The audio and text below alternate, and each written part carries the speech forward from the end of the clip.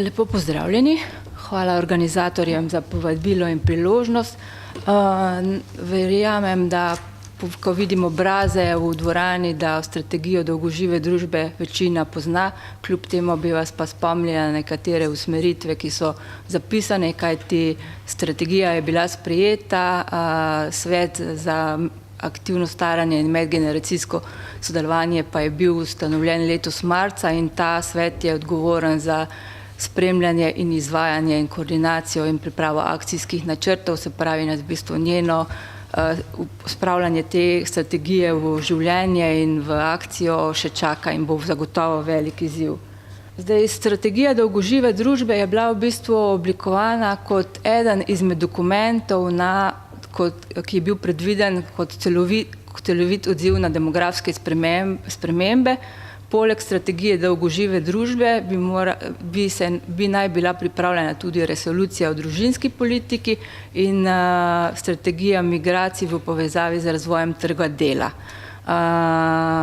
Zdaj zato se strategija dolgožive družbe z vprašanjem rodnosti, o katerem iz programa sodeč se bomo danes veliko pogovarjali v nadaljevanju in s vprašanjem migracij, se v bistvu ni neposredno strategija dolgožive družbe ukvarjala. Zdaj, izhajali smo torej iz demografskih sprememb. Demografske spremembe vemo, da so, kot so že moji predhodniki povedali, se dogajajo, mogoče samo v ilustracijo, kako intenzivno se dogajajo v Sloveniji, je to, da je bil recimo delež starejših od 65 let ob osamosvojitvi okoli 11% prebivalstva, medtem ko se je do leta 2017 povečal, približal 19%, v nadaljevanju pa se bo še povečal na okoli, do leta 2030 pa se bo približal četrtini. Iz te slike vidimo v bistvu spremembe do leta 2013, ki jih predvsem v strategiji naslavljamo. To je povečevanje deleža in števila starejših od 65 let in zmanjševanje populacije v najbolj aktivni dobi, to je 20 do 64 let, ki se bo zmanjšala za okoli 125 tisoč oziroma do leta 2030 po projekcijah SPOP 2015. Na drugi strani se bo pa število starejših od 65 let v absolutni številki povečalo za okoli 139 tisoč. Zdaj, poleg demografskih sprememb smo skušali upoštevati v največji možni meri tudi druge dejavnike, kot so tehnološki razvoj, fleksibilizacija trga dela in spremembe v življenjskem ciklu. Tako vemo, da tehnološki razvoj vpliva tako na zahteva spremembe v gospodarstvu, v družbi, nenehno prilagajanje, pridobivanje novih znanj. Skušali smo to tudi vgraditi v usmeritve strategije dolgožive družbe. Mogoče samo še izpostavim, da strategija dolgožive družbe podaja usmeritve, medtem ko implementacija in akcijski načrti bi naj še sledili, kar sem rekla, so velik izziv.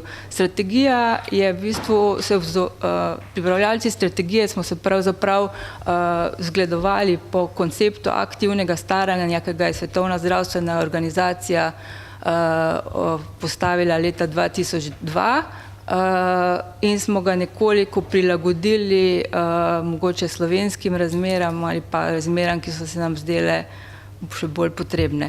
Tako je ta koncept postavlja torej v ospredje aktivnost v vseh življenjskih obdobjih in pri tem izpostavljamo tako potrebo po delovni aktivnosti, kot tudi družbeni in političnemu udejstvovanju.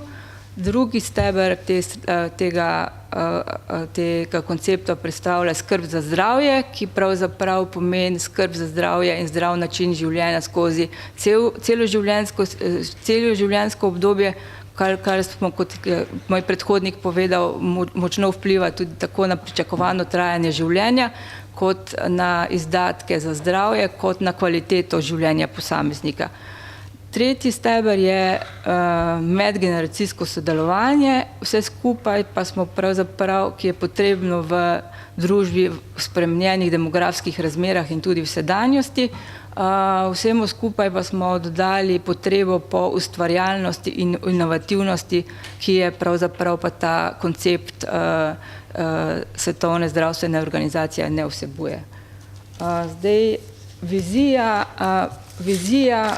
vizija strategije dolgožive družbe je oblikovati sisteme in družbo, ki bo v spremenjenih demografskih razmerah lahko vsem generacijam in vsem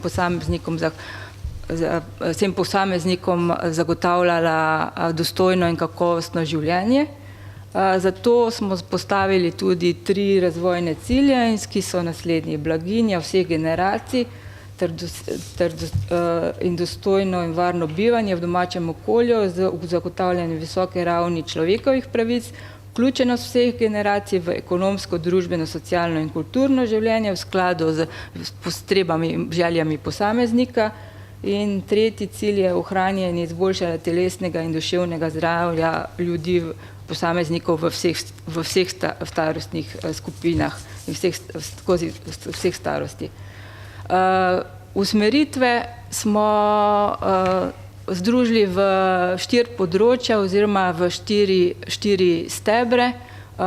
Prvi steber ali pa prva skupina predstavlja tako imenovan trg dela in izobraževanje, kjer smo v analizi ugotavljali, da je pravzaprav zmanjševanje tega populacije v starostni skupini 20 do 64 let lahko že danes povzroča pomanjkanje delovne sile, hkrati pa bo tudi lahko v prihodnosti omejilo možnosti za razvoj. Tako zaradi tega smo predlagali usmeritve za ukrepe na naslednjih področjih: za zagotavljanje zadostnega obsega delovne sile, na eni strani zahteva tako migracijsko politiko kot tudi aktivacijo obstoječih potencialov, ki so premalo aktivirani. Potem nujno je potrebno prilagajanje delovnih mest in delovnega časa starejši delovni sili v teh spremenjenih demografskih razmerah. Nujno je potrebno izboljšati medgeneracijski proces, prenos znanja in spodbujati ustvarjalnost na delovnem mestu in v družbi.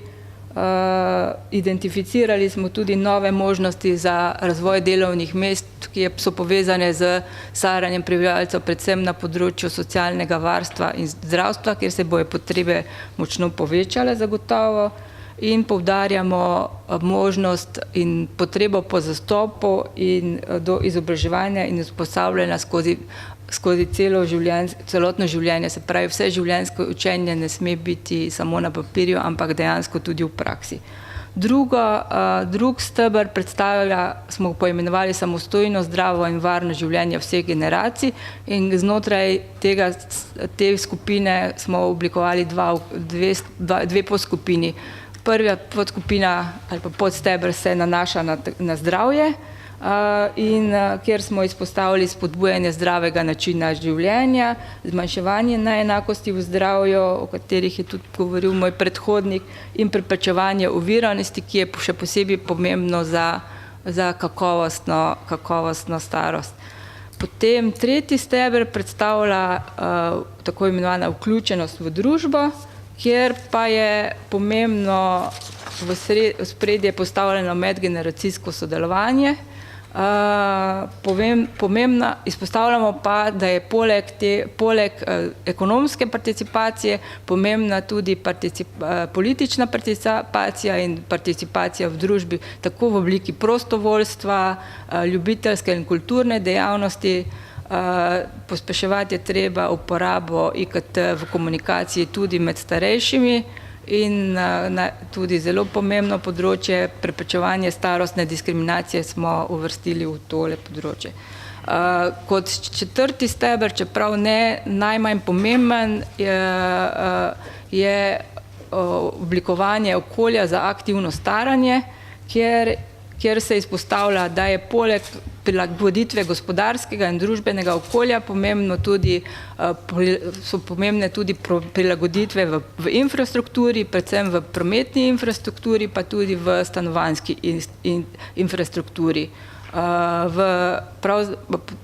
Pojavlja se v kontekstu staranja prebivalstva tudi v literaturi problem oziroma pomen, vse večji pomen sprememb v strukturi potrošnje oziroma tako imenovane silver economy oziroma srebrne ekonomije, kot jo prevajamo.